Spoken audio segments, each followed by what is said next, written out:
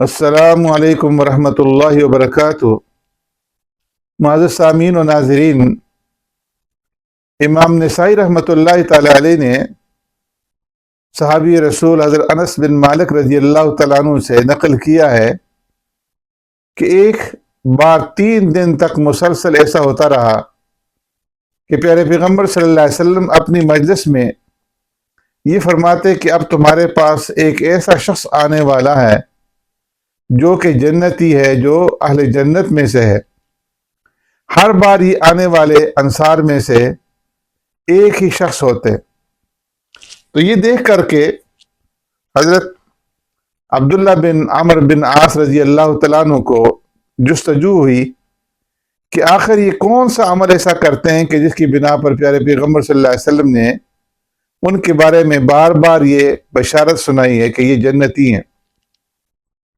چنانچہ وہ ایک بہانہ کر کے ان کے ساتھ گئے اور 3 دن تک مسلسل ان کے یہاں رات گزارتے رہے۔ ان کا خیال تھا کہ شاید وہ کوئی خاص عبادت کرتے ہوں گے جس کی وجہ سے ان کو یہ مقام ملا، مگر ان کی عبادت اور شب گزاری میں کوئی غیر معمولی چیز ان کو دکھائی نہ دی۔ آخر 3 راتوں کے بعد انہوں نے خود ہی ان سے پوچھا کہ بھائی، آپ کون سا ایسا عمل کرتے ہیں کہ جس کی بنا پر ہم نے پیارے پیغمبر صلی اللہ علیہ وسلم کی زبان سے آپ کے بارے میں یہ عظیم خوشخبری اور عظیم بشارت سنی ہے کہ آپ جنتی ہیں؟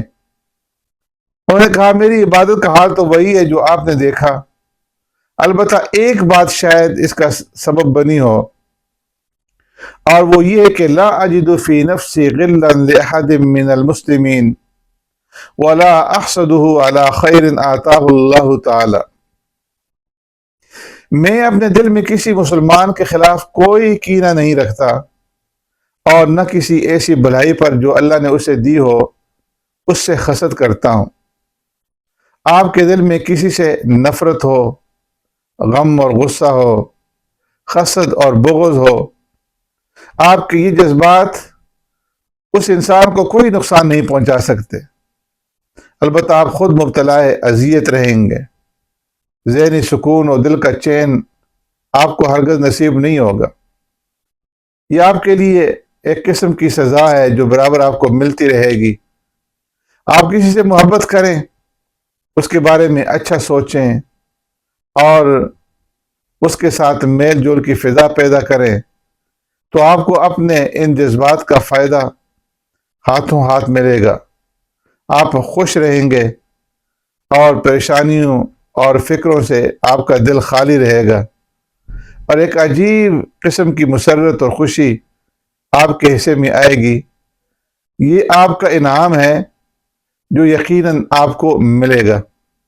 تو اس لیے ہمارے دلوں کے اندر کسی بھی مسلمان کے خلاف کوئی کینہ اور کوئی حسد اور کوئی نفرت اور کوئی غم اور غصہ اور کوئی بغض جو ہے وہ نہیں ہونا چاہیے۔